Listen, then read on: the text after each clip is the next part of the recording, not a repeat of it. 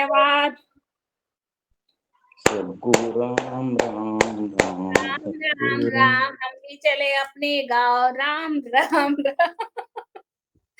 जी, सभी को राम राम।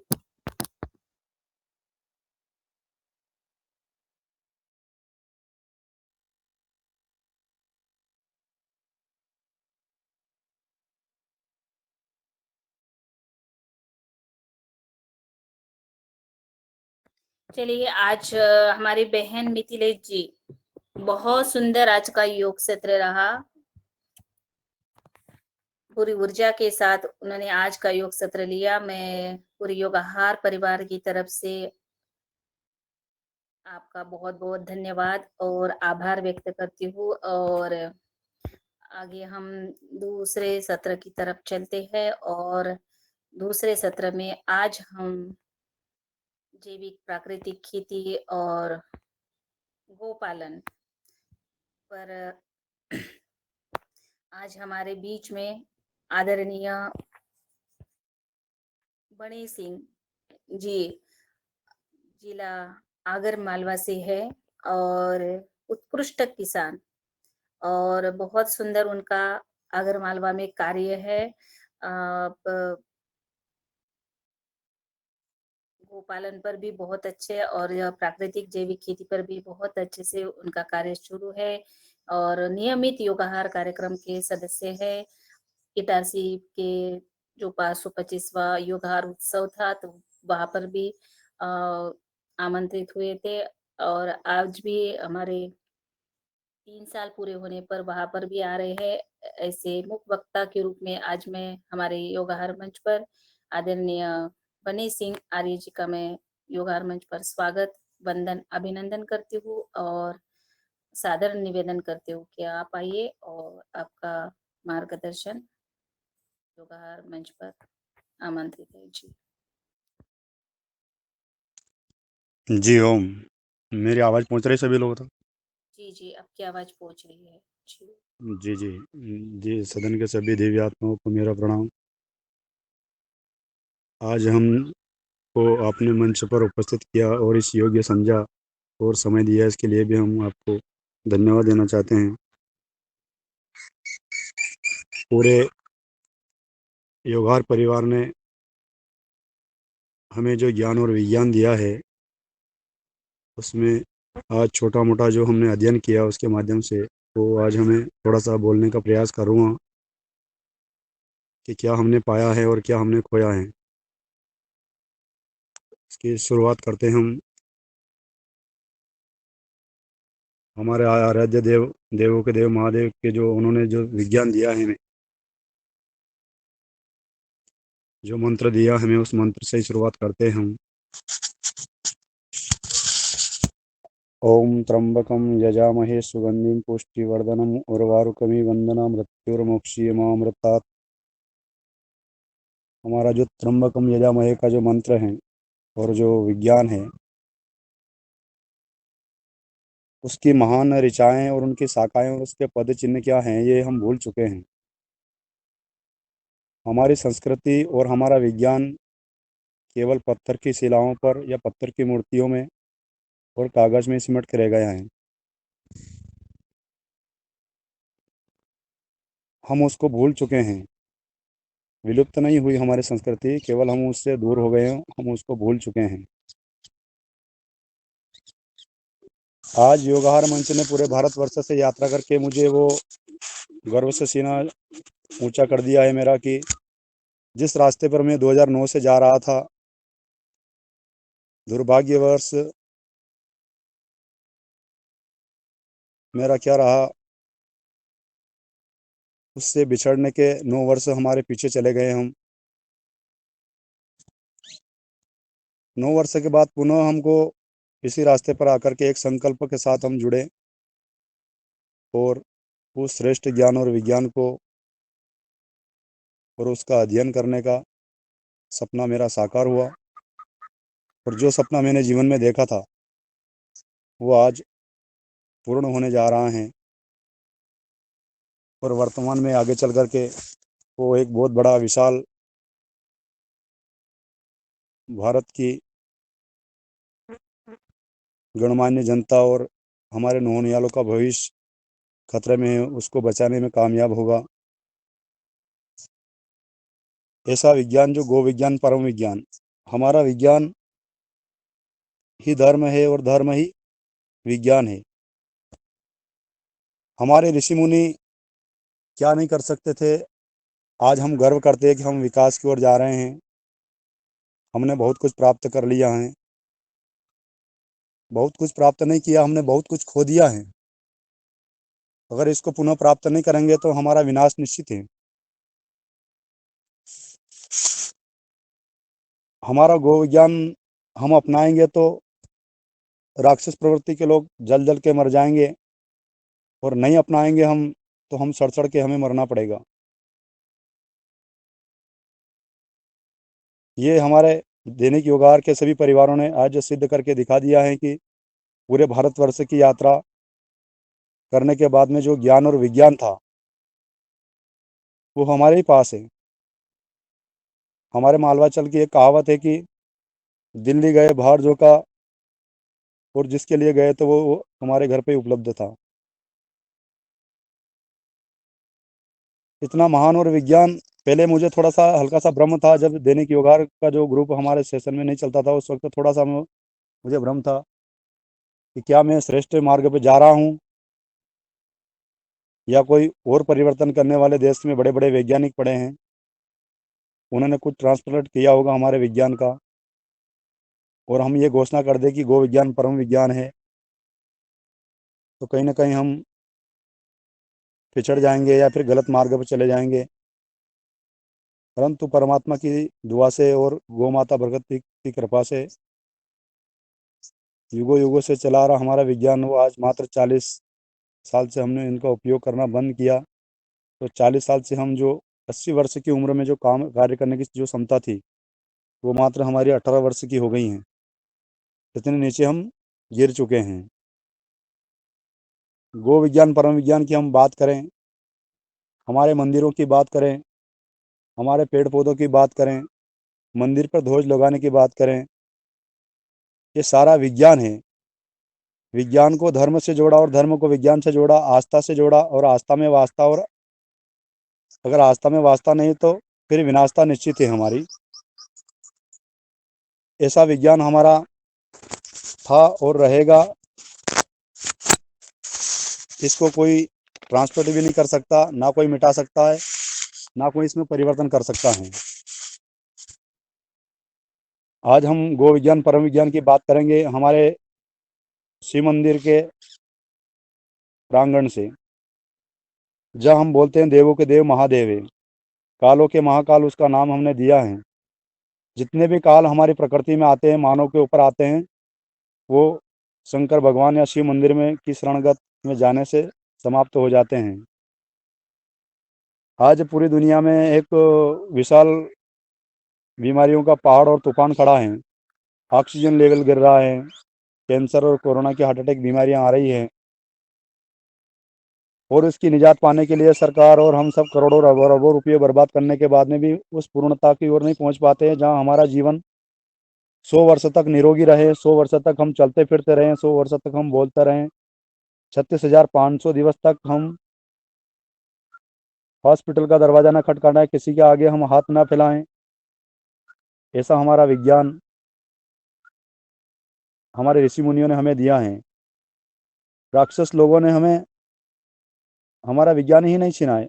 हमारे बैठने उठने का तरीका, हमारे बोलने चालने का तरीका, हमारी लैंग्वेज, हम क्या थे और क्या से क्या क्या बन गए, ऐसा हमको पल पल पर और हर जगह हमको बर्बाद करने का षड्यंत्र उनका चल रहा है। जब हमारा देश गुलाम था, एक छोटी सी कहावत है हमारे गांव से 25 किलोमीटर दूर की, जब हमारा देश गुलाम था, अंग्रेजों का शासन था, उस वक्त अंग्रेज के पहलवान उसके पैरों में जंजीर रखी रहती और वो गांव गांव में घूमते थे कि कोई हमसे चुनौती करे या उस जंजीर के ऊपर किसी ने अगर छुआ या पैर भी रख दिया तो कुश्ती लड़ना पड़ेगा। ऐसे हमारा जिला आगरमालवा उससे 15 किलोमीटर दूर गांव है, उसका गांव में हरनादा गांव है, वहाँ के आज भी लोग गर्व करते हैं कि हमारे दादाजी और हमारी संस्कृति कितनी महान थी। उन्होंने अंग्रेज के पहलवानों को और अंग्रेज के जितने भी सैनिक थे उनको विध्वंस करके 1000 बीघे जमीन उन्होंने जीती थी। और वो विज्ञान था हमारा षड रस विज्ञान, मिट्टी के बर्तनों में भोजन करना, गाय माता के छाछ से दलिया बना करके जो हम खाते थे पहले, वो हमने आज विलुप्त कर दिया। हमारे घर से हमने उनको बाहर कर दिया है।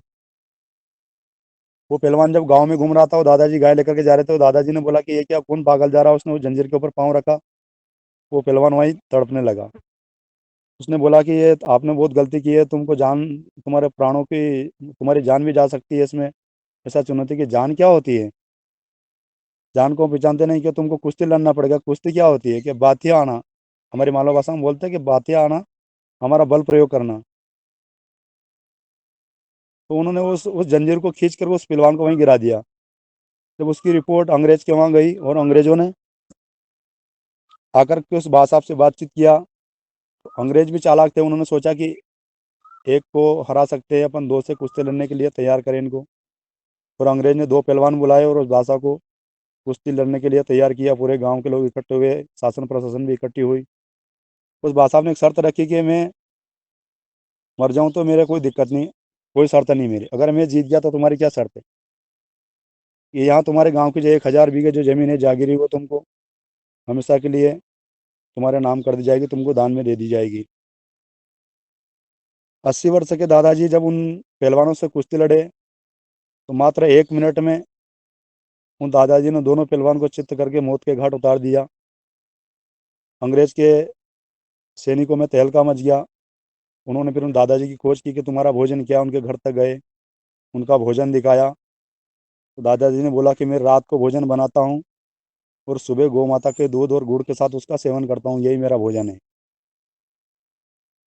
आज हमने देश भर से यात्रा की, वहाँ से परिणाम निकला कि षड रस हमारे भोजन में आ जाएं, हमारी खेती में आ जाएं, तो हमें दुनिया की सारा बखेड़ा करने की आवश्यकता नहीं है। आज देख रहे हैं हम, कीटनाशक के नाम पर, विकास के नाम पर लाखों रुपये सरकार अनुदान दे रही हैं, गौशालाओं के नाम पर लाखों रुपये अनुदान दे रही है, फिर भी हम वहाँ तक नहीं पहुँच पा रहे हैं जहाँ तक हमें जिस मार्ग पे जाना है। हमने पहले भी संदेश दिया कि घर घर तिरंगा यात्रा, तो घर घर गौ माता होनी चाहिए। और गौशालाओं के नाम पर जो सरकार पैसा दे रही है, हम सभी को वो पैसे सीधे सीधे अगर किसान को दे दिया जाए, तो हमारा भारत, पुण्य भूमि भारत, जहाँ देवता जन्म लेने के लिए तरसते थे, आज वो पाप में तब्दील हो चुका है। हमारे ऋषि मुनि कहते थे कि धर्म की जड़ पाताल में और पाप की जड़ अस्पताल में। आज हम सभी हॉस्पिटलों के चक्कर लगा रहे हैं और हम सब पापी हो गए हैं, वास्तव में पापी हो गए हैं हम सब लोग। यही विषय कल हमारे गो अभ्यारण्य में 365 दिन तक चलने वाली गो कथा गोपालानंद शरण सरस्वती जी ने कहा है कि पुण्य भूमि भारत जो पाप में तब्दील हो गई है, उसको वापस पुनः स्थापित करना है। इसी लक्ष्य को लेकर के पूरे देश भर से साधु संतों और नेताओं को वहाँ पे आमंत्रित किया है। और 1 बजे से 4 बजे तक वहाँ पे कथा चलती है, आस्था चैनल के माध्यम से, धेनु टीवी के माध्यम से। आप सभी लोग उसका लाभ भी ले सकते हैं। ऐसा हमारा विज्ञान था, ऐसी जानकारी उन्होंने दे रहे हैं। आज गोपालानंद सरस्वती जी को पहले मैंने, बहुत साल पहले मैंने टीवी पर देखा था और गो कथा करते थे, तो मैं कुछ सोचता था कि इस गुरु जी से मैं मिलने का सौभाग्य प्राप्त करूं। गौ माता भगवती की कृपा ऐसी हुई कि गुरुदेव अपना पतंजलि परिवार का सभी लोगों का सम्मान करते हैं। उन्होंने बोला कि आप आइए, योग शिविर लगाइए, गौशाला के सभी गोपालकों को आप योग करवाइए सुबह सुबह, और आपका जो भी आदेश है वो सख्ती से पालन किया जाएगा। और वो कर भी रहे हैं। हम हमारे विज्ञान की बात करें, आज हम बोल रहे हैं कि हम एक्यूप्रेशर के ऊपर खोज कर रहे हैं। हमारे मंदिरों में हम ताली बजा करके भगवान की पूजा करते थे, और आज हम कह रहे हैं कि हम एक्यूप्रेशर की खोज कर रहे हैं। हमारी वायु दूषित हो गई, उसके शुद्धिकरण की बात कर रहे हैं हम। हमारे मंदिरों में गौ माता के घी का दीपक जलाया जाता था और उसी से वायु शुद्ध होती थी। 10 ग्राम घी से 1 टन ऑक्सीजन शुद्ध होती थी, 100 ग्राम से 10 टन, और 1 किलो से 100 टन ऑक्सीजन शुद्ध होती थी। इतना बड़ा महान विज्ञान अगर हम अन्य वैज्ञानिकों की बात करें, तो वो 100 करोड़ रुपये खर्च करने के बाद में भी ऐसा महान और विज्ञान हमारे सामने हमको नहीं दे सकते हैं। वो मात्र 10 दिन में 1 किलो घी हम प्राप्त करते हैं गौ माता से। तो प्रतिदिन का खर्च अगर जोड़े 2 लीटर दूध देती है हमारी गौ माता। 25 लीटर से 24 लीटर के बीच में 1 किलो घी हमें प्राप्त हो जाता है। और गौ माता के खर्च की बात करें हम तो 100 रुपये प्रतिदिन से 10 दिन में मात्र 1000 रुपये खर्च आता है हमारा। उससे हमें घी भी प्राप्त होता है, दूध भी प्राप्त होता है, उससे षड्रस के व्यंजन हम प्राप्त कर सकते हैं। तो कहाँ हमारा विज्ञान और कहाँ आधुनिक विज्ञान। आधुनिक विज्ञान जहाँ 100 करोड़ खर्च करते हैं, वहाँ मात्र हम 1000 से 10,000 रुपये के बीच में इस संसार को दिखा करके बता भी सकते हैं कि हमारा विज्ञान कितना महान है। आज डॉक्टर हॉस्पिटल में जाते हैं, वो बोलते हैं कि गुट गुट का पानी पिए, प्लास्टिक की बोतल में, आरओ के बोतल में पानी पीने की जो बात करते हैं। हमारे शिव मंदिरों में जाते हैं, वहाँ बूंद बूंद पानी टपक करके और बूंद बूंद पानी पीने की आवश्यकता हमें उन्होंने पहले ही दर्शा रखी है। हम तांबे के पात्र में पानी की बात करते हैं, वो तांबे का पात्र हमें वहाँ दिखता है। हम मंदिर में जाते हैं केवल औपचारिकता निभाने, वहाँ का क्या विज्ञान है और क्या ज्ञान है वो कोई हम उसके पद चिन्हों पर ना तो चलते ना उपयोग करते और बात करते हैं हम कि हम शंकर भगवान के भक्त हैं, हम बाबा रामदेव के भक्त हैं। बाबा रामदेव के वहाँ योग करने जाएंगे और योग के बदले हम केवल नाम का एक फोटो लगा लेंगे गले में और योग ना करते हुए किसी अन्य चीज़ों का उपयोग हम करेंगे, तो फिर क्या बाबा जी खुश होंगे। जैसे हम शिव मंदिरों में जाते हैं तो जगह जगह हमारे केदारनाथ में विनाश हुआ। हमारे यहाँ से 30 किलोमीटर दूर है, वहाँ पर कायावनेश्वर महादेव मंदिर है। वहाँ पे भी बरसात के साथ में इतनी कड़ाके की बिजली गिरी कि वहाँ के 5-50 लोग बेहोश हो गए थे। तो वास्तविकता की जो भक्ति हमें करना है और हम करना जो चाहते हैं, हम जिसके भक्त हैं उसके पद चिन्हों पर चल करके हमारी भक्ति सार्थक होती है। अन्यथा हम करते क्या हैं और देवताओं के मंदिर में जा करके नतमस्तक करके मूर्ति के आगे कहते हैं कि हम तुम्हारे परम भक्त हैं। मांस मदिरा का सेवन करते हैं पूरे साल, वर्ष वर्ष ना जाने क्या क्या चीज़ें हम खाते रहते हैं पूरे वर्ष भर, और जाकर के हमारे देवताओं से आराधना करते हैं कि हमें बचा लो। ये कभी संभव नहीं है। आज हमारे मंदिर में हम आरती करते हैं, वहाँ पे ओंकार की ध्वनि करते हैं, हम कहते हैं कि हम प्राणायाम का विकास किया हमने, वो हमारी संस्कृति में पहले ही विद्यमान है। जहाँ आज हम पंचामृत की बात करते हैं, गाय के दूध घी दही मक्खन से हम, वो हमारे मंदिरों में जहाँ हमारे यज्ञ होता था वहाँ पे उसी का प्रसाद पहले दिया जाता था, और आज आज उसको हमने विलुप्त कर दिया है।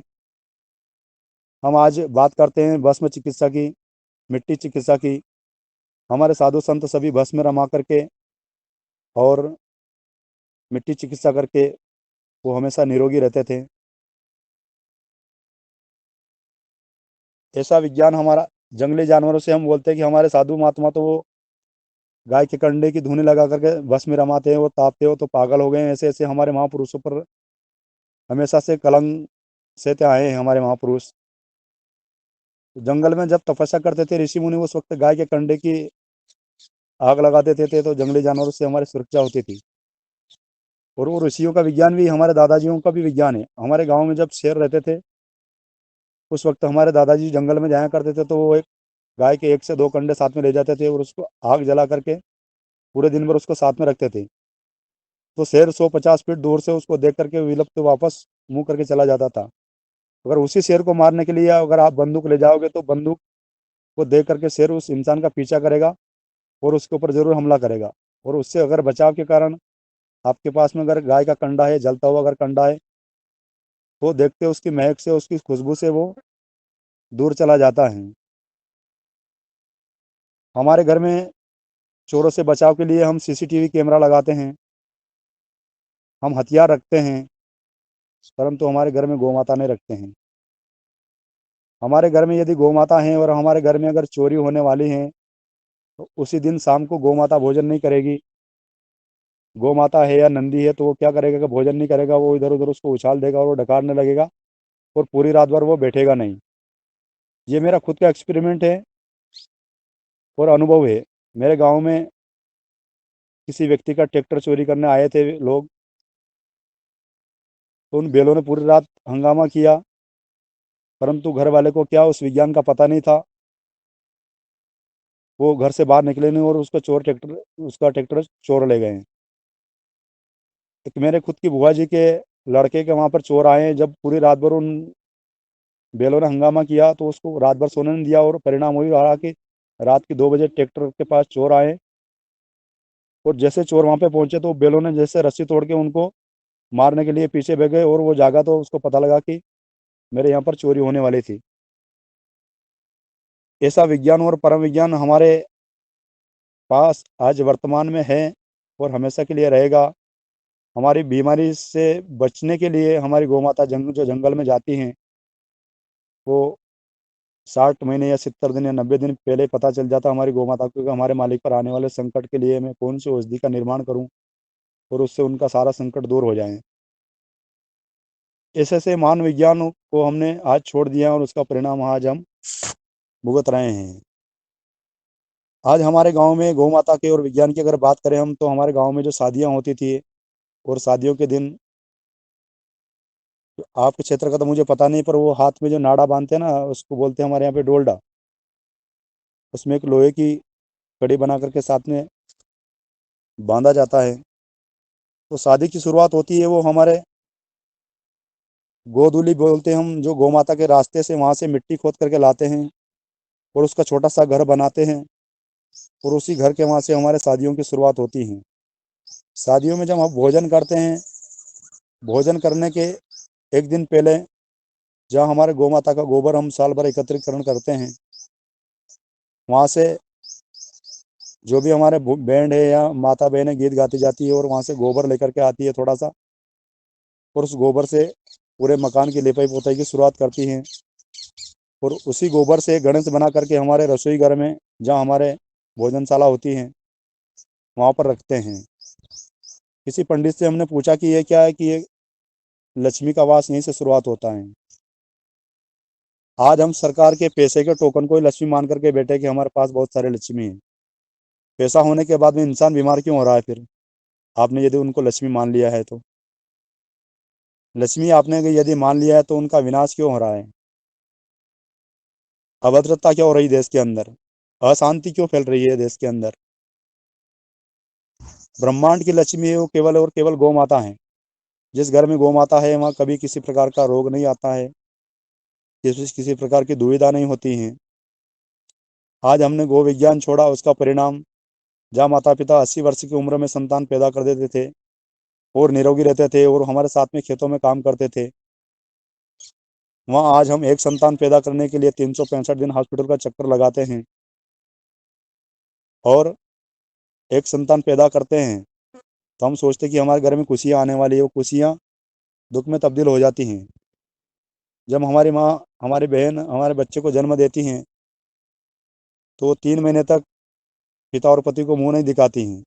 और आज हमारी संस्कृति इतनी गिर चुकी है कि पिता और पति, डॉक्टर, पैसे वैसे सब रेडी रखो और सब तैयार रहो, तब जाके कहीं लगता है कि बेटा बेटी का जन्म नॉर्मल होगा या ऑपरेशन द्वारा होगा। तो आज हम जो संतान को जन्म दे रहे हैं वो हमारी संतान नहीं है, वो बिच्छू को जन्म दे रहे हैं। जैसे बिच्छू का एक्सपेरिमेंट आप लोगों को पता है नहीं है, बिच्छू का जो जन्म होता है तो उसके ही बेटा बेटी उसकी माँ को ही खा जाते हैं।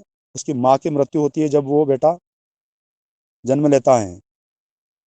ऐसा परम विज्ञान हमारा था, वो हमने विलुप्त कर दिया। आज हमारे बेटा बेटी को जन्म देने के लिए हमारी पत्नी, हमारी बहनों की, हमारे बेटियों की हम प्राण गंवा रहे हैं, और नहीं तो उनका शरीर काट करके पैसों के बर्बादी होने के बाद में एक संतान हम प्राप्त करते हैं। तो हम क्या थे और कहाँ है और कहाँ से कहाँ तक आ गए हम? ऐसा विज्ञान हमारा। आज हम चिकित्सा की बात करते हैं, किसी को पहले सर्प काट लेते लेते थे तो आज हम डॉक्टर के पास जाते हैं और ले जाके उसके रास्ते में मृत्यु हो जाती है। जैसे सर्प काटा तो उसको तुरंत हमारे दादाजी वगैरह चीरा लगा देते थे और उसको तुरंत गाय को घी पिला देते थे उसको। गाय का घी पीने से वो जो जहर है इंसान के वो शरीर में ही भस्म हो जाता है, वो आगे बढ़ता ही नहीं है, पुनः वापस रिवर्स हो जाता है। ऐसा विज्ञान जो था उसको विलुप्त करने के बाद में आज हम कह रहे हैं कि देश में विकास हुआ है। अलग अलग संप्रदाय के लोग दावा कर रहे हैं। ऐसा विज्ञान बनाने के लिए ना किसी अल्लाह ने खोज की है, ना किसी अल्लाह ने खोज की है, ना यीशु धर्म जो चल रहा है ना, यीशु ने किए ना, उसकी कुंवारी और मारिया ने खोज की है, और हम उसके बरगलाने में आ गए हैं। हमारा विज्ञान आसमानी छत के नीचे था, हमारा विद्यालय पेड़ पौधों के नीचे था। हम प्लास्टिक के पैकिंग में और शीशे का महल में आकर्षित हो गए, और हमारी संस्कृति पूरी तरह से विध्वंस हो चुकी है। हमारा देश का मानव मात्र आत्मनिर्भर था, वो केवल अनाज पैदा करता था, तो वो श्रावण महीने में या किसी धार्मिक आयोजन में वो भंडारा करते थे, ना कि बल्कि उनको पैसे की आवश्यकता थी। किसान को अन्नदाता क्यों कहा गया है? किसान को अन्नदाता इसलिए कहा गया कि वो अन्न को उपज करने के बाद में वो हमेशा दान करते थे, उनको ना कोई पैसे की आवश्यकता होती थी, ना कुछ भी नहीं होता था। आज हमने आधुनिक विज्ञान अपनाया, हम भिखारियों के भिखारी हो गए हैं, हम रोगियों के महारोगी हो गए हैं। हमारे माता पिता ने हमको स्वच्छ स्वच्छ हवा और स्वच्छ पानी, निरोगी जीवन दिया। आज हमने हमारे संतानों को आधुनिक विज्ञान अपना करके अनलिमिटेड बीमारियां, अनलिमिटेड कर्ज और ना जाने क्या क्या अनलिमिटेड दिया है। अगर इसी मार्ग पर चलते रहे हम, तो हमारा विनाश निश्चित है। और हमारे ऋषि मुनियों के मार्ग पर चलेंगे हम, हमारा गो विज्ञान हम अपनाएंगे, तो दुनिया की कोई ताकत हमें नहीं रोक पाएगी। ऐसा आशीर्वाद मुझे भी मेरे गुरुदेव ने, जो जब मैं ट्रेनिंग लेने गया था उस वक्त दिया था, कि दुनिया इस मार्ग पर अगर तू चलेगा तो दुनिया की कोई विनाशकारी तुझे शक्ति नहीं रोक पाएगी। परंतु जो मेरे मन में जो संशय था, वो आज हमारे महान तपस्वी योगहार के परिवार के सभी सदस्यों ने मेरी भ्रांति दूर कर दी हैं। तो मैं तो चाहूँगा कि भारत के कोने कोने से जितने भी हमने वैज्ञानिक बुलाए हैं और जो बचे कुचे हैं, उन सभी को मैं एक चुनौती देना चाहता हूँ कि जहाँ पर संतान पैदा नहीं होती है, जिस घर में वंशज खत्म हो रहा है, जिस बंजर भूमि में गाय का घास का एक तिनका भी नहीं उगता है, वहाँ पर केवल और केवल मैं एक गौ माता लेकर के चला जाता हूँ, और वहाँ का पूरा पुनरुद्धार करके मैं दिखा देता हूँ। नहीं तो मेरे सामने जितने भी वैज्ञानिक है देश के कोने कोने से, और जो व्यक्ति अगर चाहता है कि मैं उसको पिछाड़ के दिखा दूँ, तो उनको भी बुलाइए अपने सामने मंच पर, और उसको करके दिखाइए, कि हमारे सामने एक्सपेरिमेंट करके दिखाएं। हाँ, रासायनिक खेती एक ऐसी खेती है वो जो केवल इंसान शराब का नशा करता है या किसी भांग का नशा करता है, वो जब नशा उतर जाता है तो आदमी के कलपुर्जा काम करना ही बंद कर देते हैं। ऐसे ही हमारे धरती माता का हुआ है। उन्होंने रासायनिक डोज दिया हमारी खेती में, और थोड़ी सी फसल बढ़ चढ़ कर हुई 2 5 10 साल, और अब रासायनिक खेती का खर्च बढ़ते जा रहा है दिन पे दिन, और हमारा उत्पादन गिरते जा रहा है। और उत्पादन ही नहीं गिर रहा है, हमारा भोजन, हमारा जल, हमारा हवा, सब कुछ बर्बाद होते जा रहा है। आज गांव के किसी चौराहे पर जाके देख लो, हम और आवाज लगा कर दो कि जिसके घर में दवाई गोली जो पुरानी रखी है वो सब हम पुनः खरीद रहे हैं, तो पूरा एक ट्रैक्टर ट्रॉली या बड़ा डंपर भर जाएगा, इतनी दवाई गोली घर घर से निकल करके आ जाती हैं। ये पूरे देश की हालात है। हर व्यक्ति कहीं ना कहीं दवाई गोली ले रहा है, फसल के लिए ले रहा है, नस्ल के लिए ले रहा है, नस्ल बीमार है, फसल बीमार है। और आज के हमारे जितने भी नेता हैं, नेता की कोई डिग्री होती नहीं, तो वो बेचारा इन चीज़ों को विकास के नाम समझ करके वो बीच बीच में नेतागिरी करता रहता है। इसको भी हमें परिवर्तन करना है, और जो हमारा महान विज्ञान है, वो विज्ञान हमें मानव मात्रा के लिए एक ऐसा विज्ञान देना है जिससे हमारी खेती में हमको इल्ली कंट्रोल करने के लिए स्प्रे ना करना पड़े, हमारी संतान पैदा करने के लिए हमको हॉस्पिटल ना जाना पड़े, 36,500 दिवस तक हम निरोगी रहें, स्वस्थ रहें, यानी कि 100 वर्ष तक हम बोलते चालते रहें। मेरे दादाजी 128 वर्ष की उम्र में उनका देहांत हुआ है। 20 वर्ष तक वो गाय बेच चराने जाते थे, जंगल के बड़े बड़े पहाड़ पर वो दौड़ लगा के चढ़ जाते हैं। ऐसा विज्ञान, हमारा जो विज्ञान था वो आज विलुप्त हो गया है। इसको जब तक हम स्थापित नहीं करेंगे, तो हमें दुनिया की कोई भी वैज्ञानिक या कोई भी ऐसी शक्ति इस ब्रह्मांड में नहीं है जो हमें बचा पाएगी या हमें पुनः स्थापित कर पाएगी।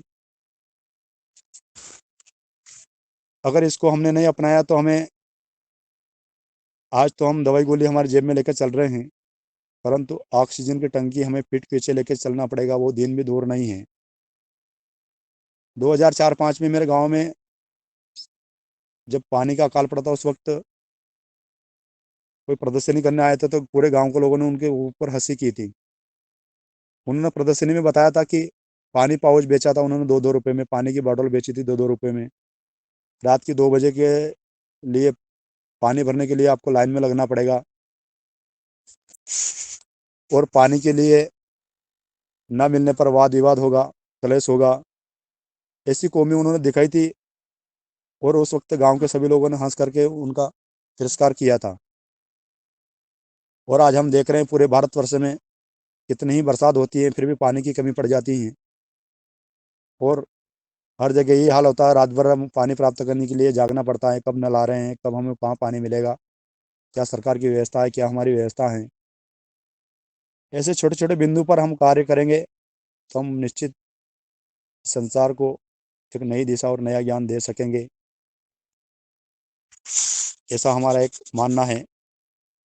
और मैं तो कहना चाहूँगा कि जो हमें ज्ञान और विज्ञान दिया है देवों के देव महादेव और कालों के काल महाकाल ने, वो विज्ञान आज तक किसी ने नहीं दिया है।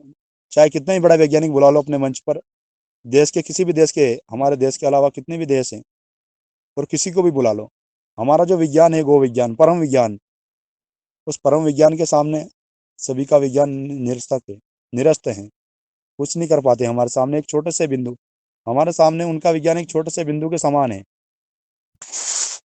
उनके आज जो हमारे ऊपर कलंक लगा रहे हैं लोग, आज स्वामी रामदेव जी के ऊपर, आयुर्वेद के ऊपर कलंक लगा रहे हैं, ऐसे शंकर भगवान ने भी उस पर वक्त एक्सपेरिमेंट करके लोगों को दिखाया था। उस वक्त उन्होंने लोगों ने कलंक लगाया था कि आपके क्षेत्र में तो वातावरण शुद्ध है, यहाँ गर्मी कम है या ठंड कम गिरती है, तो आप हमारे साथ चलिए, वहाँ एक्सपेरिमेंट करिए, वहाँ करिए, वहाँ करिए। तो उन्होंने 12 महीने 12 जगह स्थापना करके उन्होंने 12 जगह उस विज्ञान को फॉलो करके लोगों को दिखा दिया है।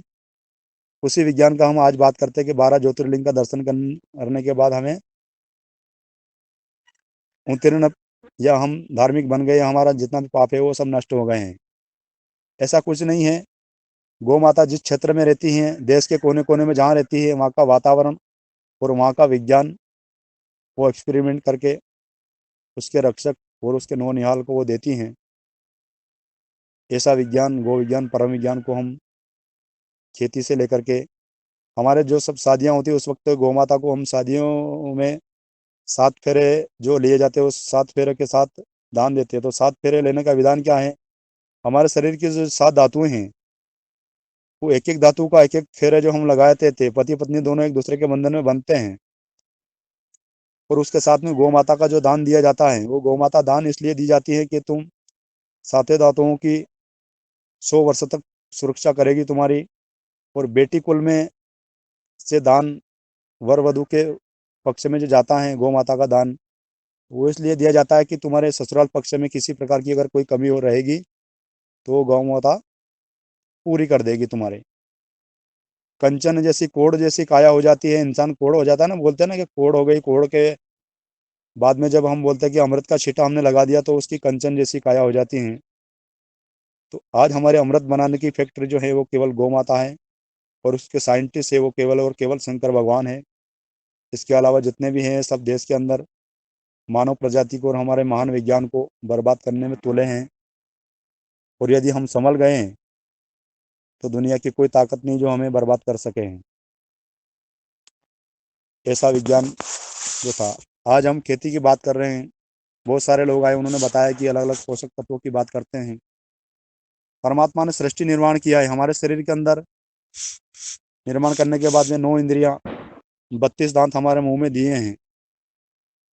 हमारे धरती माता के अंदर, हमारे मिट्टी के अंदर 32 प्रकार के पोषक तत्व अगर विद्यमान हैं, तो हमें ऊपर से किसी प्रकार का कोई खाद्य पानी देने की आवश्यकता नहीं है, ना भले कि हमारे फसल में किसी प्रकार का कोई रोग आता है,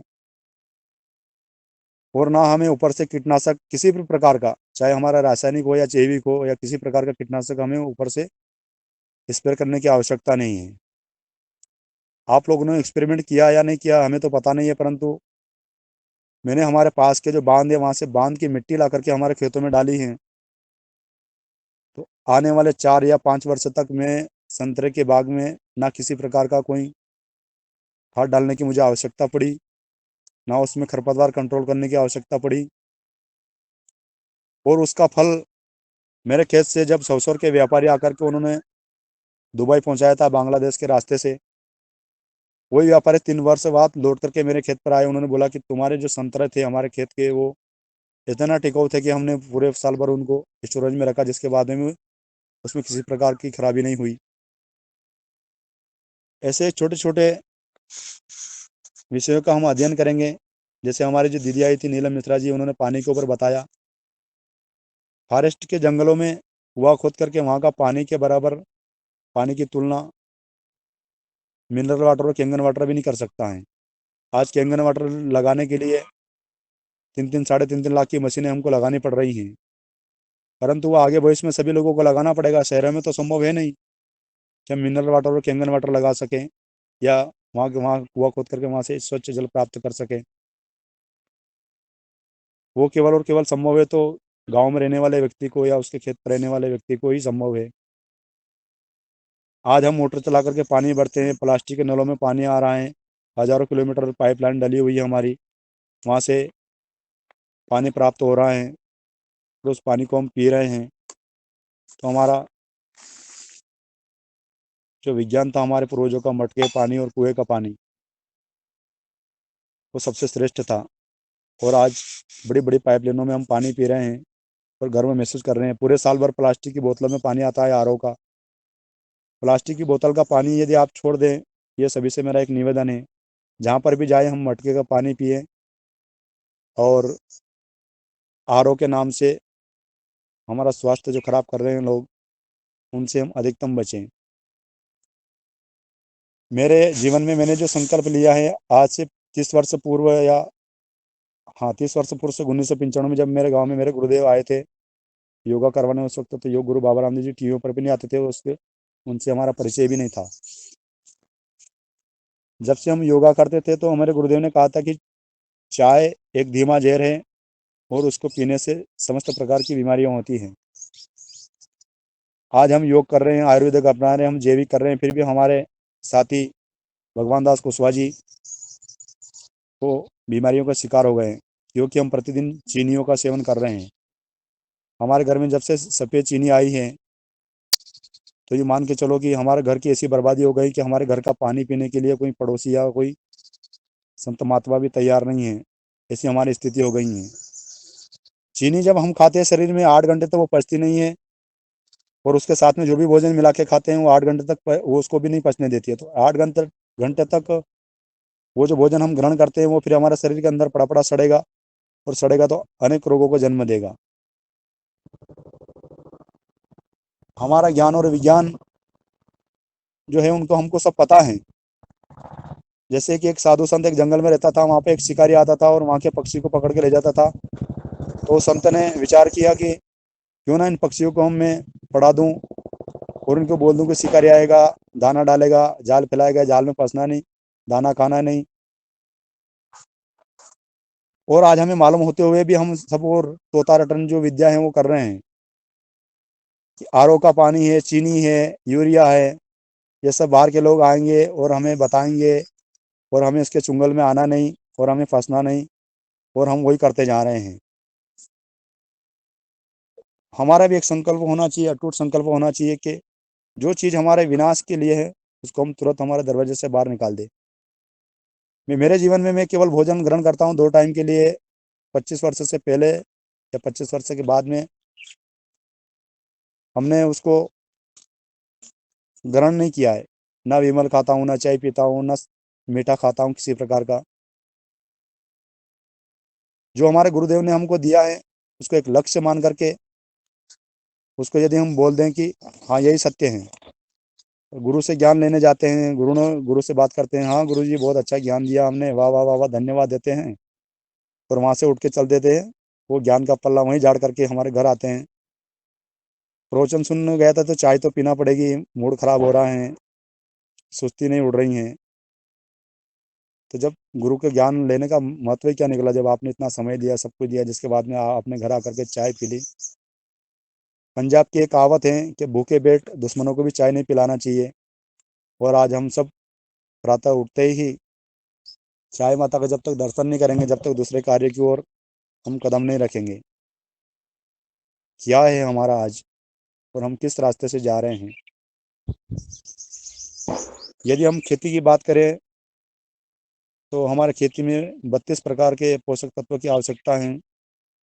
प्रकृति विज्ञान की हम बात करें तो हमारे मुंह में परमात्मा ने 32 दांत बनाए हैं। अगर हमें 32 पोषक तत्वों की आवश्यकता ना होती तो परमात्मा हमारे 32 दांत नहीं बनाते, वो 32 के जगह 22 बना देते, 12 बना देते, या 8 ही बनाते, या भैया 2 से काम चला देते, या फिर हमारे पत्थर की जो शिला होती है, चक्की होती है, ऐसी चक्की भी वो परमात्मा बना सकते थे। परमात्मा ने जो हमारे प्रकृति का निर्माण किया, हमारे मानव का निर्माण किया है, वो एक एक शब्द और एक एक ज्ञान और विज्ञान। हमारे शरीर में 9 इंद्रियां हैं। हम 9 रात्रा मनाते हैं। कभी कभी हमने जीवन में 18 रात्रा या 12 रात्रा या 22 या 50 रात्रा मनाई है? नहीं मनाई है। 9 रात्रा इसलिए मनाते हैं कि हम सारा काम छोड़ करके उपासक करें 9 दिन तक, और हमारी इंद्रियों को हम आराम दें सभी कार्यों से वंचित करके। तो उसकी क्या होता है, हमारे शरीर की पूरी सर्विस हो जाती है और पुनः उनको गति मिल जाती है। और एक वर्ष में 2 बार 9 रात्रा मनाने का पर्व हमारे जीवन में आता है। और 9 रात्रा में हम किसी क्षेत्र में देखो तो बकरा काट रहे हैं, किसी क्षेत्र में देखो तो भंडारा लग रहा है, और किसी क्षेत्र में देखो तो डांस कर रहे हैं अरबों करोड़ों लोग, और आस्था के नाम पर डांस कर रहे हैं। केवल हमारी संस्कृति के ऊपर हम ही कलंक लगा रहे हैं। विधर्मी तो लगा रहे पर विधर्मी के मार्ग पर हम भी चल रहे हैं। अमिताभ बच्चन ने चने के ऊपर एडवर्टाइज किया, उन्होंने कहा कि चना जोरू गरम बाबुलाई मजेदार। उस फिल्मी बड़वे ने हमारे हनुमान जी के भोजन पर क्यों कलंक लगाया है। आज हमारा जो संस्कृति बर्बाद हुई है वो केवल और केवल फिल्मी बड़वों से हुई है। उन्होंने हर जगह हमारे महापुरुषों के ऊपर, हमारे संस्कृति के ऊपर चिन्ह लगाए हैं।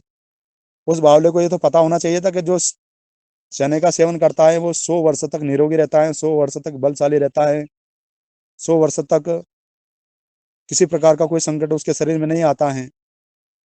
हमारे पूर्वज श्रावण के महीने में जब पीलिया रोग जो बढ़ता है, उस पीलिया रोग में चने खाने का विधान और भुंगड़ा खाने का विधान बताते हैं। तो ऐसा ज्ञान और विज्ञान हमारे ऋषि मुनियों ने दिया है, और उसको बर्बाद इन फिल्मी बड़वों ने किया है, और आज हम उसी के पत्तियों पर चल रहे हैं। अगर वो चाहता था तो वो ये भी कह सकता था कि चना जोरू गर्म नहीं, चना पूरे ब्रह्मांड को गर्म करता है, और 100 साल तक इंसान गर्म रहता है, और 100 साल तक इंसान हमारे शक्तियों को प्राप्त कर सकता है, बल को प्राप्त कर सकता है। परंतु हमारे महापुरुषों के ऊपर इन सभी ने कलंक लगाए हैं। तो मैं तो ये कहता हूँ अभी कि हमारे स्वामी रामदेव जी के ऊपर जो चिन्ह लग रहे हैं, अरे इन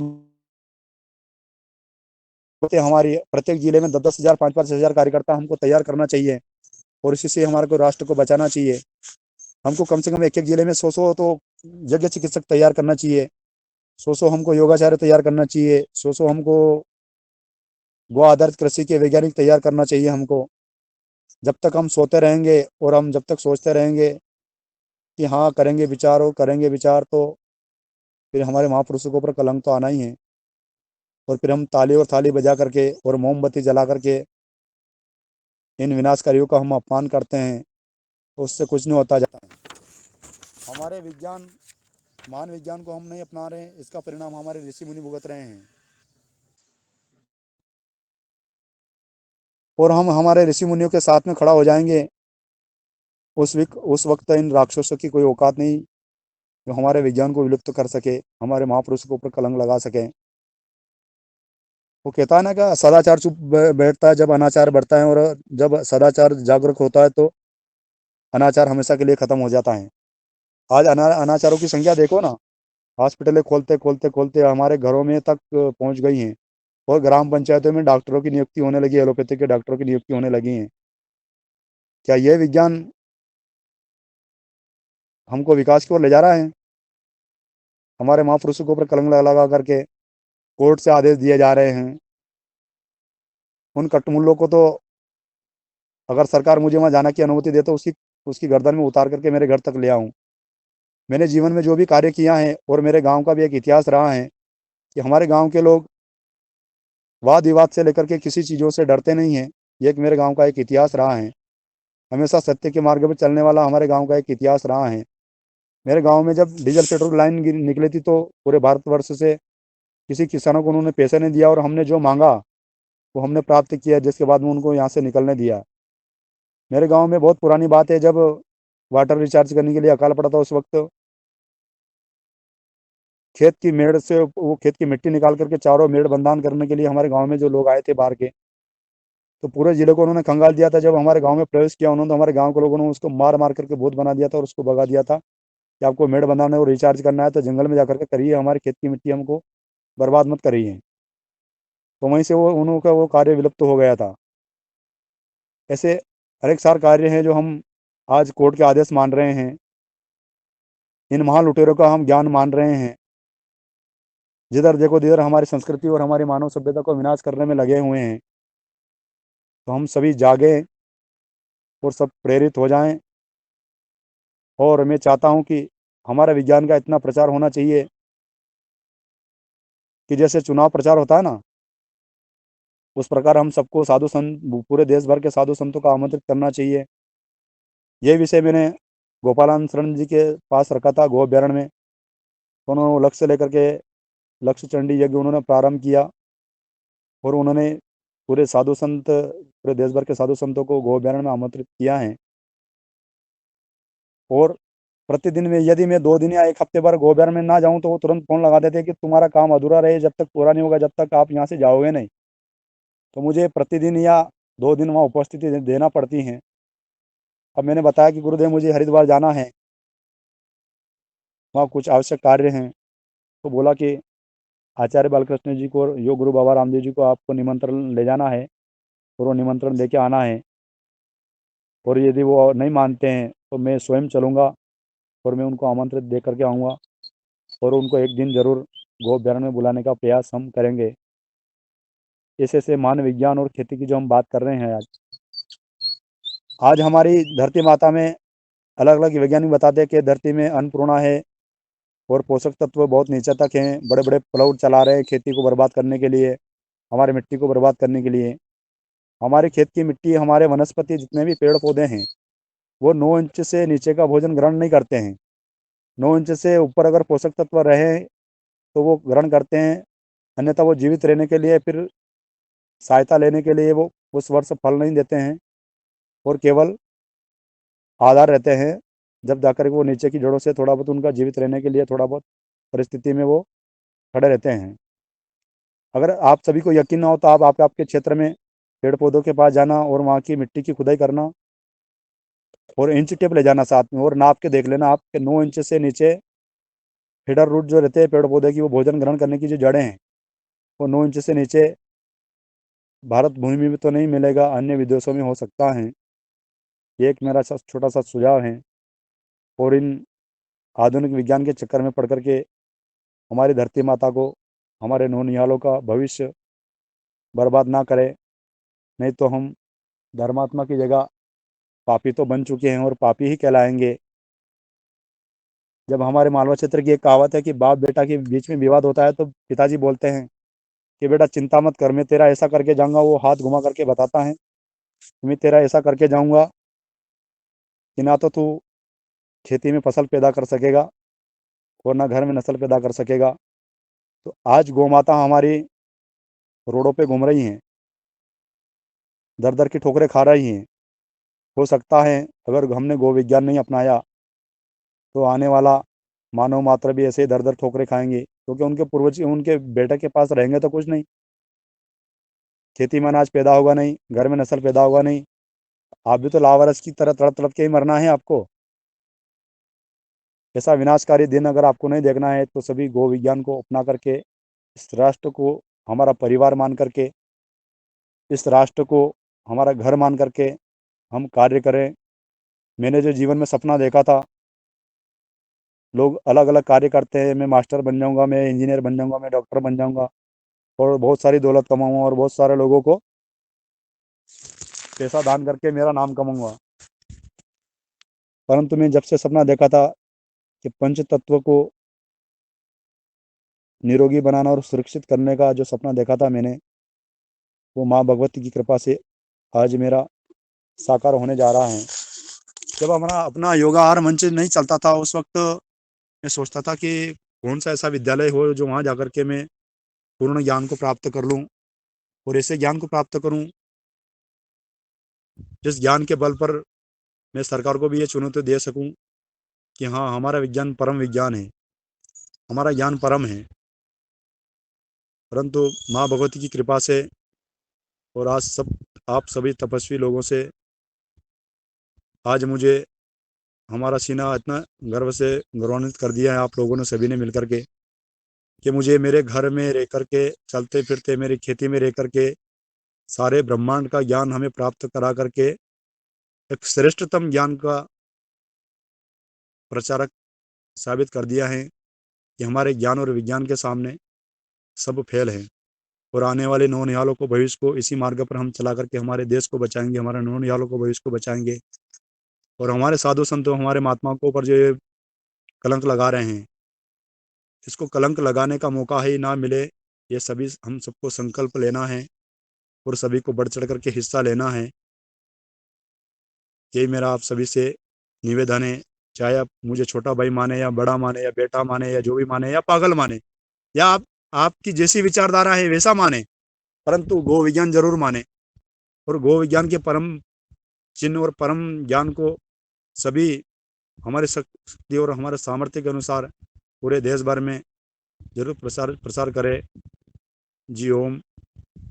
यही मेरा आज का जो विषय था, जिसमें आप जिस भाई बहन के कोई प्रश्न होगा तो मैं कोशिश करूंगा कि क्या मैं उनका जवाब दे सकूं। जी ओम। जी, जी। धन्यवाद आदरणीय बने सिंह भैया जी, आपने आज बहुत ही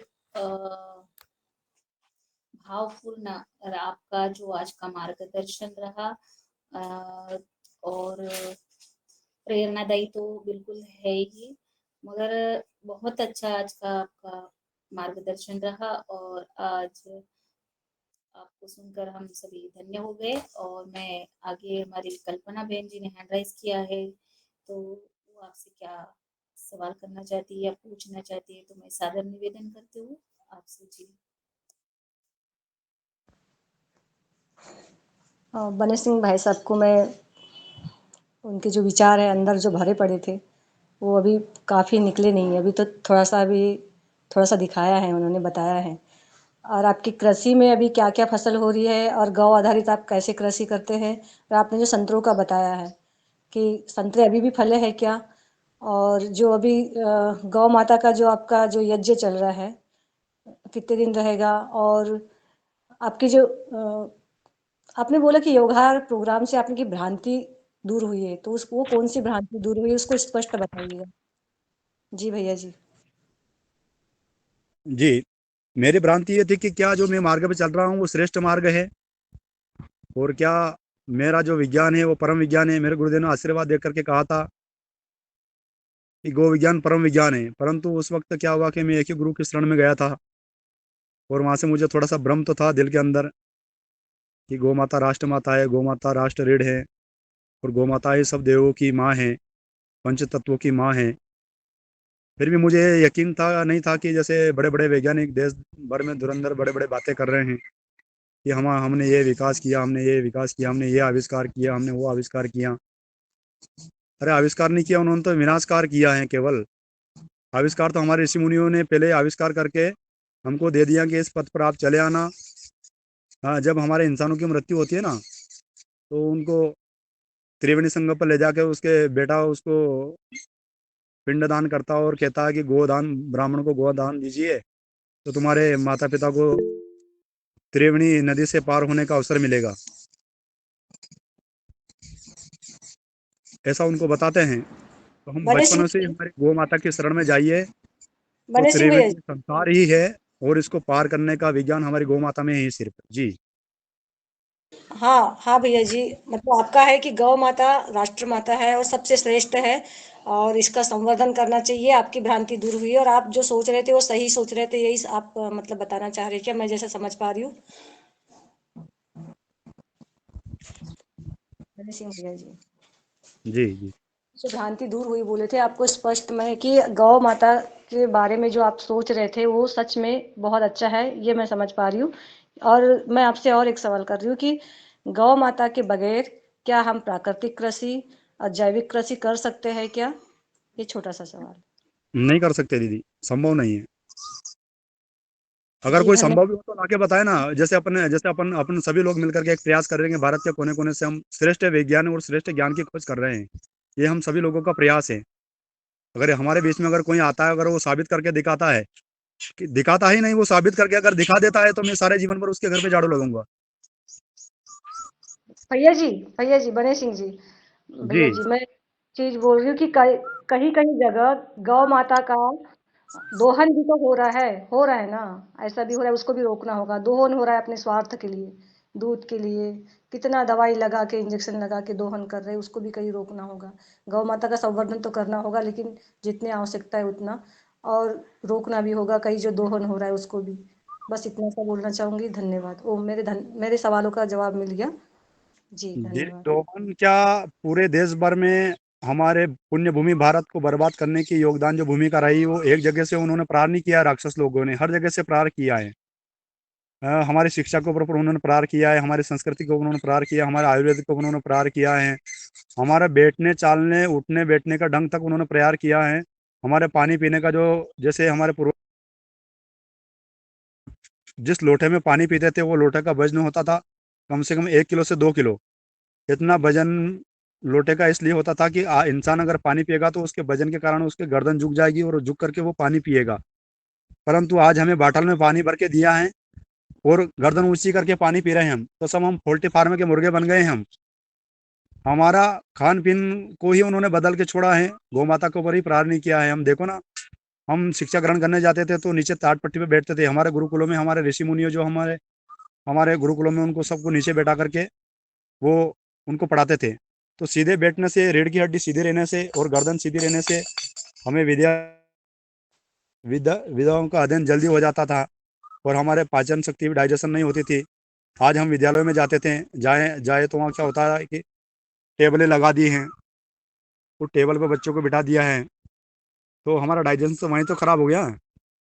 बने सिंह भैया हमारी जी, आर्य जी की हमारे बात। संस्कृति के ऊपर कलंक लगाने के लिए उन्होंने ऐसी कोई जगह नहीं छोड़ी जो वहां पर हम बच सकें।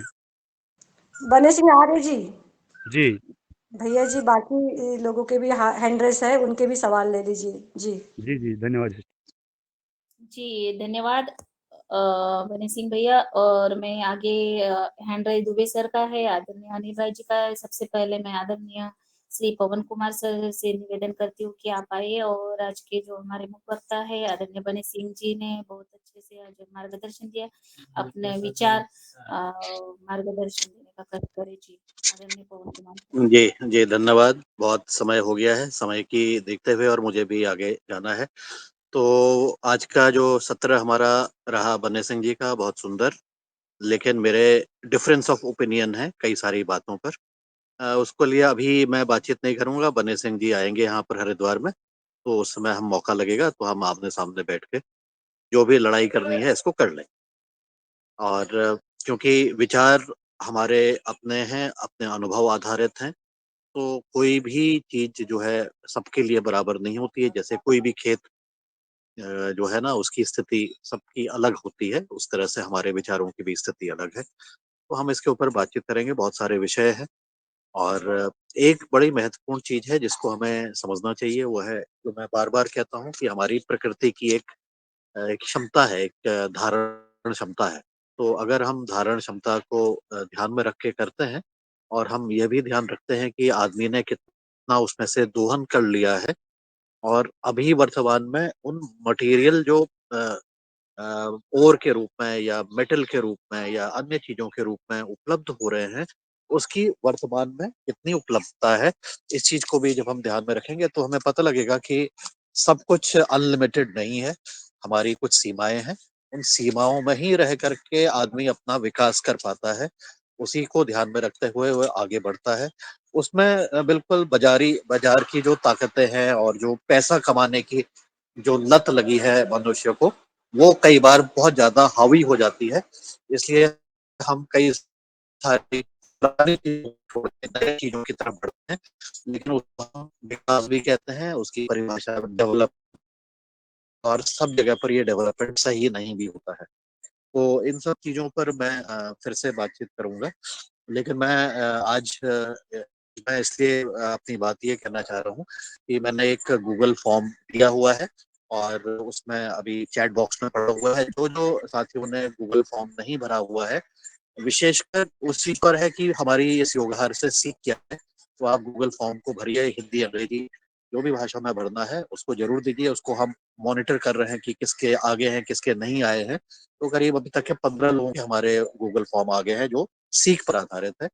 इसी तरह से जो लोगों के आपके ट्रैवल के प्लान अभी तक के नहीं बनाया है या नहीं सबमिट किया है, कृपया उसको सबमिट कर दीजिएगा।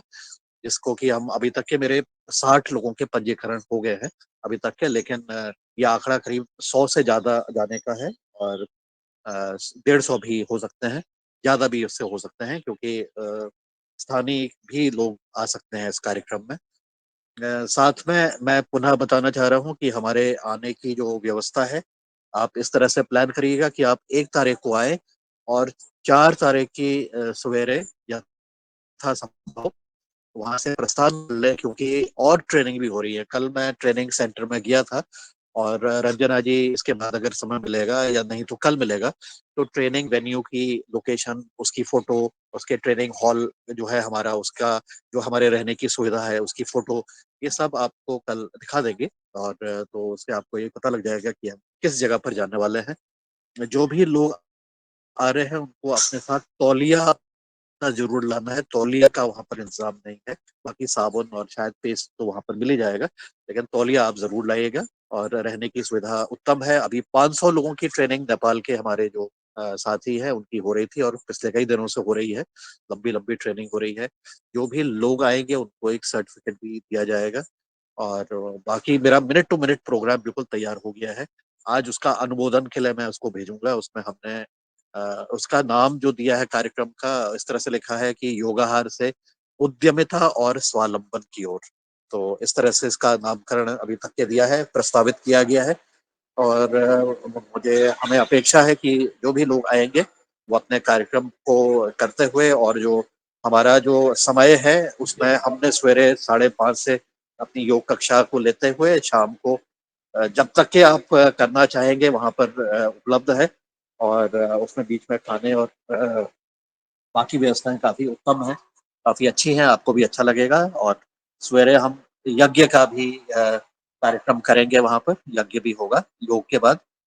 7 बजे तक हम योग करेंगे, 7 से साढ़े 7 बजे तक यज्ञ करेंगे, कराएँगे 2 दिन और उसके बाद फिर हम अपना जो सेशन है उसमें चालू रखेंगे। पहले दिन संभवतः आचार्य श्री भी आएँगे और उनके साथ हम संक्षेप में अपनी बातें, जो कुछ लोग हैं उनको अवसर मिलेगा अपनी बात कहने का। तो इस तरह से ये कार्यक्रम की अभी हो गई है।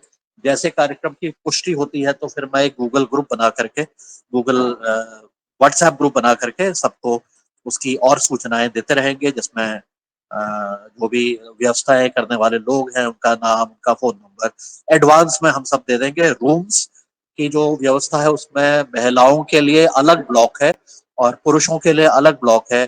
चाहे आप पति-पत्नी ही क्यों नहीं हो, लेकिन आपको इस बीच में अलग-अलग ब्लॉक्स में ही रहना पड़ेगा, तो ऐसी भी व्यवस्था है। तो इसके बारे में जैसे अनुमोदन होता है कार्यक्रम का, आज-कल जब भी हो जाएगा तो उसके बारे में फिर और विस्तार में मैं जानकारी दे दूँगा। मुझे अभी इतना ही कहना है और आज का कार्यक्रम बहुत सुंदर रहा। नर्मदा मैया के दर्शन हो गए हैं, तो और आज इनके हमारे वर्मा जी का, शरद वर्मा जी के घर में भी शादी का आयोजन है, तो हमारे मैं तो नहीं जा पाया उसमें, लेकिन दिनेश सेमवाल जी गए हैं, तो वही हमारा प्रतिनिधित्व कर रहे हैं। तो आज का कार्यक्रम उनका है। तो कल फिर हम फिर से मिलेंगे और आज अभी समय भी हो गया। रंजना जी, आगे का कार्यक्रम आप आगे करवाइए। जी, जी, जी। धन्यवाद सर, बहुत सुंदर। जो कि अब हम सभी हरिद्वार में मिल रहे हैं और जो उसका जो आनंद है जो कि हम सब एक जगह पर मिलने वाले हैं, तो बहुत अच्छे से आज आपने बता दिया कि हमारी व्यवस्थाएं कैसी हो रही है वहाँ पर। अब ये और भी आज से हम 4-5 दिन, जो जितने भी दिन हमारे पास बचे हैं, उन पर हम परिचर्चा होती रहेगी। और हमारे सदन में दुबे सर और अनिल राय जी और डॉक्टर रोशन लाल जी भाई साहब का हैंड राइज है, तो मैं अपनी बात रखने के लिए थोड़ा 1-2 मिनट के लिए आदरणीय दुबे सर को सादर निवेदन करती हूँ कि आप अपनी बात रखिए जी। धन्यवाद रंजना जी। बहुत अच्छी चर्चा हो रही है। व्यवस्था के बारे में पवन जी ने बहुत डिटेल्स में बता दिया और निश्चित ही मिनट टू मिनट का पूरा प्रोग्राम बन जाएगा और अच्छे से हम सब लोग उसमें सहभागी होंगे। आज के मुख्य वक्ता जो है उन्होंने बहुत मुद्दों को अपने या उनकी दिल की जो तड़प है उसको रखा है और उसमें से कई मुद्दे ऐसे हैं कि जो जी को छूने वाली भी है। हाँ, उसको अब आज की परिस्थिति में किस तरह से करना, क्या करना, इसके अलग अलग बिंदु हो सकते हैं। निश्चित रूप से उसकी प्रोसेसेस अलग अलग हो सकती है, लेकिन उसमें से कई जो चीजें हैं वो चीजों को ध्यान देने की जरूरत है।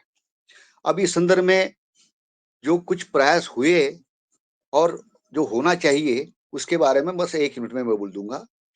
एक स्वदेशी विज्ञान करके नागपुर में संस्था है जिससे मैं 40 वर्ष के पूर्व जुड़ा था। बहुत अच्छा क्या क्या पुराने ये थे संशोधन स्वदेश के पूरा संस्कृत से निकाल निकाल कर को उन्होंने बनाया था और उसको दिया था। मेरी उनसे बात थी कि भाई इतना सब है तो इसकी एक संस्था बना के आज के जो पैरामीटर्स है मॉडर्न विज्ञान के, वो मॉडर्न विज्ञान के धरती पर हम उसको जैसा हम नापे उसका डेटा बनाए और सामने रखे। अब शायद उन्होंने क्या प्रयास किया क्या नहीं है, लेकिन उसका फलित जो सामने आना चाहिए था नहीं आया। दूसरी बात, इस बिंदु को मैं ध्यान दिलाना चाहता हूं सदन का और सभी का कि मोदी जी जब इसमें सत्ता में आए तो उन्होंने इंडियन साइंस कांग्रेस एसोसिएशन भारतीय विज्ञान संस्था का हर साल एक अधिवेशन होता है, हर साल जनवरी के पहले सप्ताह में ही होता है। तो मोदी जी सत्ता में आने के बाद में बंबई में एक अधिवेशन हुआ इंडियन साइंस कांग्रेस का, और वहां पे उन्होंने विमान कैसे बनते थे, क्या बनते थे, इसके मॉडल्स भी वहां पे रखे गए। लेकिन उस पहलू को आगे जो बढ़ाना चाहिए वो अभी 10 साल मोदी जी की सत्ता होने के बावजूद, मैंने सिर्फ उदाहरण दिया कि उस दिशा में जो विज्ञान की प्रगति होनी चाहिए और उस तरह से जो रिसर्च लेबोरेटरीज बननी चाहिए, डेटा कलेक्शन होना चाहिए, वह नहीं हुआ। दूसरा एक बिंदु हम सबको परिचित है, मोदी जी भर चढ़ के नेचुरल खेती, ऑर्गेनिक खेती का 4-5 वर्षों के से ज्यादा भी प्रचार प्रसार कर रहे हैं, गवर्नमेंट लेवल पे भी कर रहे हैं। लेकिन इसके बावजूद अभी भी देश की जो पूरी कृषि व्यवस्था है वो पूरी एनपीके और पूरी जो केमिकल आधारित खेती है उसी को प्रचारित प्रसारित करने में ही जुड़ी हुई है, उसी के संशोधनों पर जुड़ी हुई है। जो नेचुरल और ऑर्गेनिक खेती में जिस तरह से आजकल मॉडर्न साइंस को डेटा चाहिए, वैसा डेटा बनने का जो काम है वो नहीं के बराबर है। यह मैं इसलिए रख रहा हूं कि देश का प्रधानमंत्री भी स्वदेश की विज्ञान वाली जो चीजें हैं उस बारे में आज के मॉडर्न साइंस के हिसाब से जो चलना चाहिए वो नहीं चला सकते। क्यों नहीं चला सकते? दिक्कत क्या है? दिक्कत ये है कि जो प्रपोजल्स और जो प्रोजेक्ट बनने चाहिए, चाहे सेंट्रल गवर्नमेंट को या स्टेट गवर्नमेंट को, वो बनाने वाले जो शिक्षार्थी होते हैं, वैज्ञानिक होते हैं, यह सब उसमें से करीबन 99% ये जो विदेशी अध्ययन किए हुए हैं और उनका स्वदेशी के बारे में जो है वो शायद विश्वास नहीं है या उनको उनका ज्ञान नहीं है। तो जरूरत ये है आगे के लिए 1 मिनट में मैं बोलूंगा कि हमको ये सभी जो बिंदु है, चाहे बृहद संहिता हो, नेचुरल खेती हो, ऑर्गेनिक खेती हो, एक्यूप्रेशर एक्यूपेंचर, बहुत सारे पहलू है, इसके बारे में मॉडर्न साइंस जिस तरह से डेटा लेना चाहता है उस तरह से प्रोजेक्ट्स बनने चाहिए। ये प्रोजेक्ट्स जो है वो स्टेट गवर्नमेंट, सेंट्रल गवर्नमेंट को जाने चाहिए, और मैं सिर्फ गवर्नमेंट पर ही निर्भर होना चाहिए ऐसी बात नहीं मानता। तो इसके बावजूद जो बड़े बड़े मठ है, बड़े बड़े चाहे मंदिर है, इनके पास में करोड़ों रुपए है। ये लोग क्यों, ये लोगों के पास में तो आस्था है, तो ये लोगों के पास में भी अगर हम प्रोजेक्ट्स देते हैं, और इसके बाद क्योंकि संशोधन करना, अनुसंधान करना खुद के पैसे से ज्यादा दिन नहीं हो सकता, उसको बहुत सारा पैसा लगता है। मुझे 50 साल का अनुभव है अनुसंधान का, इसलिए मैं बोल रहा हूँ। तो इसके लिए जो ट्रस्ट बनना चाहिए, प्रोजेक्ट्स बनने चाहिए, और इसके लिए ऐसे दानदाता जो है बड़े मंदिरों से, सरकार से, या बड़े जो अध्यात्म में आस्था रखने वाले उद्योगपतियों से ये आने चाहिए। और इसका जब डेटा बनेगा, इसके जब प्रोजेक्ट्स बनेंगे और वो डेटा जनता के सामने आएगा, तो निश्चित रूप से उसमें भलाई होंगी। इस दिशा में जहां जहां जिसकी पहुंच है, किसी की मंदिर में होंगी, किसी के सरकार में होंगी, किसी के और कई जगह पे होंगी, इसमें प्रयास हमको सबको करना है। इसी बात के साथ मैं मेरा वाणी को विराम करता हूँ। धन्यवाद जी, धन्यवाद आदरणीय दुबे सर, बहुत सुंदर आपके विचार आज हम सबने सुने, आपका धन्यवाद। और मैं आगे आदरणीय अनिल राय जी स्वागत है अनिल राय जी आपका। जी आदरणीय डॉक्टर रोशन लाल जी। ओम सदन को प्रणाम। मैं बनीश जी का हृदय से बहुत आभार ज्ञापित करता हूँ कि इतनी अच्छी बात हमको बताई, हम लोगों को, पूरे सदन को बताया। इसमें एक संक्षिप्त में हम ये जानना चाहते हैं आपसे कि क्या संतानोत्पत्ति के लिए गाय विज्ञान, गो विज्ञान में कोई औषधि है क्या, या इस पर कोई काम किया गया है क्या? जी आदरणीय, गो विज्ञान के द्वारा तो बहुत बड़ा विषय है, वो तो अभी ऑनलाइन तो अभी नहीं समझा सकते हैं, परंतु उसका यह है कि संतान पैदा ना हो, जिस दिन माताओं के गर्भ में गर्भधान होता है, उसी दिन से लेकर के उसके जन्म से लेकर के वो सारी चीज़ें का पठन पाठन किया जाता है। राजा दशरथ जी के घर राम क्यों पैदा हुआ था, क्योंकि उनके हाथ में गो विज्ञान था। और आज हम चाहते हैं कि राम तो पैदा हो पर पड़ोसी के घर में हो, उस मार्ग पर हम चलना नहीं चाहते हैं। और उस मार्ग पर चलेंगे तो हमें कोई पैसा खर्च न करना, ना कोई समय खर्च करना है। वो ज्ञान और विज्ञान हमारे पास है, केवल हमको अध्ययन करना है। बस अध्ययन करेंगे तो बहुत कुछ प्राप्त हो सकता है, ऐसा मेरा सुझाव है। आप जी हम आपसे ये पूछना चाह रहे थे कि जैसे मान लीजिए एक हमारे छोटे भाई हैं, वो यहाँ से और पूरे भारतवर्ष में जितने भी चिकित्सा का माध्यम है उन सभी प्रक्रियाओं को कर चुके हैं, लेकिन वो इसमें सफलता नहीं प्राप्त हुई।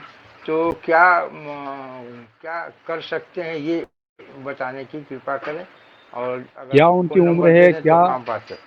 क्या वो संतान प्राप्त नहीं हो रही उनको, यही बात है ना? जी 50 साल के हैं वो। 50 वर्ष के हो चुके हैं। हाँ, अगर चाहेंगे तो हरिद्वार में ही है, बात हो सकती है और आपसे मुलाकात भी हो सकती है। और उनकी पत्नी की उम्र कितनी है? वो 4-5 साल छोटी होंगी। और जी जी जी जी, हाँ, उनसे कांटेक्ट नंबर दे दीजिए मेरा, फिर मैं बात करके बता देता हूँ उनको जो भी है विषय। नहीं, हमसे बात कर लीजिएगा, तो जब आएंगे आप हरिद्वार तो फिर हम उनसे बात करके, क्योंकि वो बहुत बिजी रहते हैं, एसपी हरिद्वार हैं उसके पीएसी में। जी जी, आप लोग हरिद्वार आएंगे ना अभी? जी जी जी धन्यवाद वहीं आदरणीय करते हैं अनिल राय बात जी। अपन। और जी आदरणीय बने सिंह भैया, बहुत सुंदर। और हम आदरणीय आदरणीय डॉक्टर रोशन लाल जी भाई साहब को सदर निवेदन करते, आप आइए और आपका स्वागत है। जी धन्यवाद बहन जी। आज की योगाचार्य बहन जी ने बहुत बढ़िया योग कराया, और आदरणीय बने सिंह भाई साहब हमारे क्रांतिकारी भाई हैं, और इनकी जो बातें हैं वो बिल्कुल ओजपूर्ण होती है, निश्चित रूप से प्रेरणादायी है। पर जैसा ने कहा कि डिफरेंसेस हैं, कई चीजें हैं। आचार्य श्री राम शर्मा जी ने एक आपकी आवाज लेख कट है, कट के आ रही है तो आदरणीय, उन्होंने आपकी आवाज था। कट कट के आ रही है। तो मेरी आवाज आ रही है? जी हेलो जी हाँ जी। आवाज आ रही है? जी आ अब रही है। आवाज आ रही है? हाँ जी।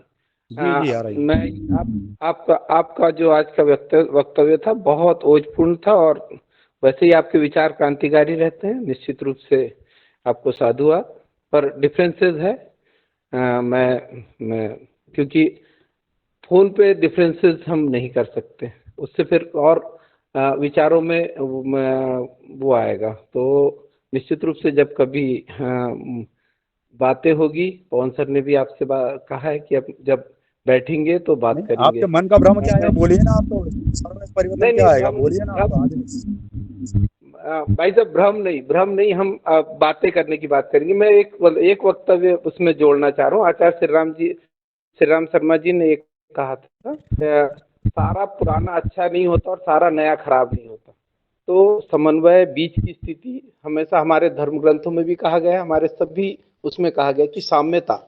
हम हम योग कर रहे हैं तो योग का मतलब जोड़ो। तो हम योग करें तो निश्चित रूप से हम हर चीज में योग करें। जो अच्छा है उसको हम आत्मसात करें, आत्मग्रहित करें। जो बुरा है उसको छोड़ते जाएं। तो हम कहीं ना कहीं चीजों को वो करेंगे। हमने कई सारी चीजें ली हैं हमारी दिनचर्या में, कई सारी चीजें आज भी हमारी दिनचर्या में हैं, जो हम आधुनिक विज्ञान से ले रहे हैं, कहीं ना कहीं हम उससे जुड़े हैं। तो कई सारी चीजों को हम जब कभी बैठेंगे तो उन पे चर्चा करेंगे। और बहुत अच्छा आपका विचार है, निश्चित रूप से हम आगे ले जाएंगे। पर समन्वय हमें बनाना पड़ेगा। हम एक ही विचार को लेके आगे नहीं बढ़ सकते, ऐसा मेरा मानना है। जी ओम, धन्यवाद। जी धन्यवाद। जी धन्यवाद आदरणीय रोशनलाल भैया। और बहुत सुंदर आज का सत्र रहा आदरणीय बनी सिंह जी भाई साहब का। और मैं आगे हमारा समय हो गया है। मैं आदरणीय श्री मुन्नीलाल भाई साहब जुड़े हुए हैं। मैं सादर निवेदन करती हूँ कि आपसे कि आप आए और आज के हमारे इस योगाहार क्लास पर अपने मार्गदर्शन और आभार व्यक्त करने का कष्ट करिए। ओम बहन जी और सदन को प्रणाम। और आज आदरणीय बने सिंह जी ने पुराना इतिहास याद कराया, और वो पद्धति, वो परंपरा जो हमारे पूर्वज अपनाते थे, बहुत ही सुन करके और आनंद आया। जो सदन में आज मार्गदर्शन मिला, मैं अभी कल से आदरणीय हम अशोक पटेल जी के साथ सीहोर के लिए रास्ते में हैं। हम लोग जा रहे हैं, बीच बीच में नेटवर्क का प्रॉब्लम रहा। तो आज जो हमारा एक निवेदन है सदन से कि जिनके पास जिनके साथियों के नंबर हैं उनके व्हाट्सएप पर ये जो हमारा हरिद्वार पहुंचने की जो हमारा योगाहार उत्सव का 3 वर्षीय का जो कार्यक्रम आयोजित होना है उसकी लिंक अपने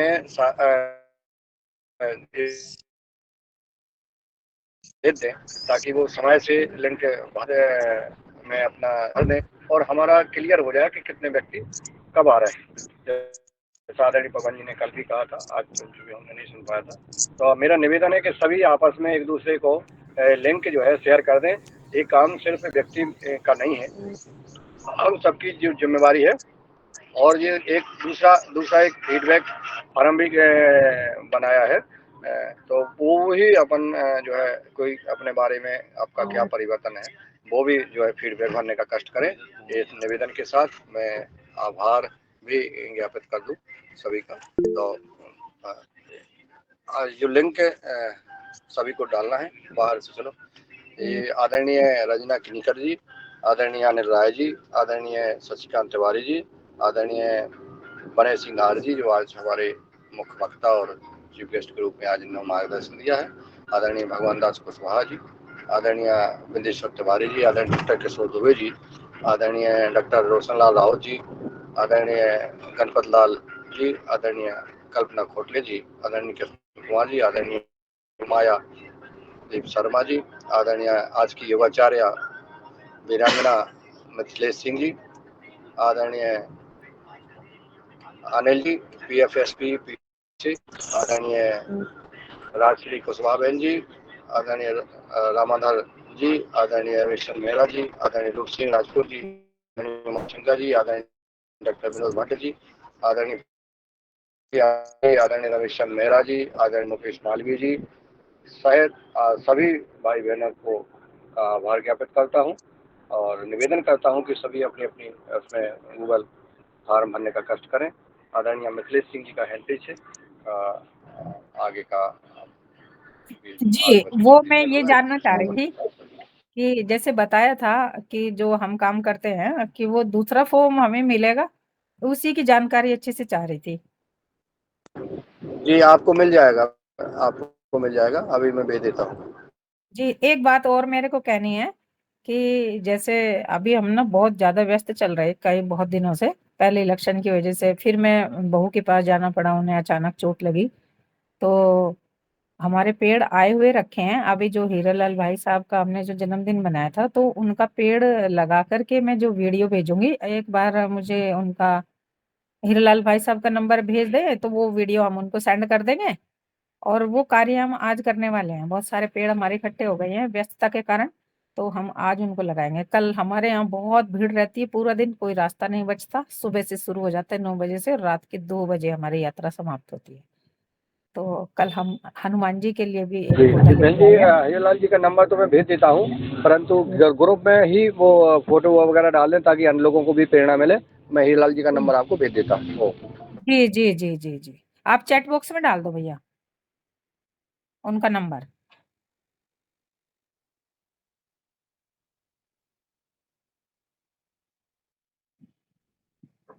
चलिए, आदरणीय मुन्नीलाल भाई साहब का भी बहुत बहुत धन्यवाद और हम सभी का धन्यवाद देते हुए कल सुबह नए ऊर्जा के साथ मिलते हैं योगाहार परिवार में। और सबको कल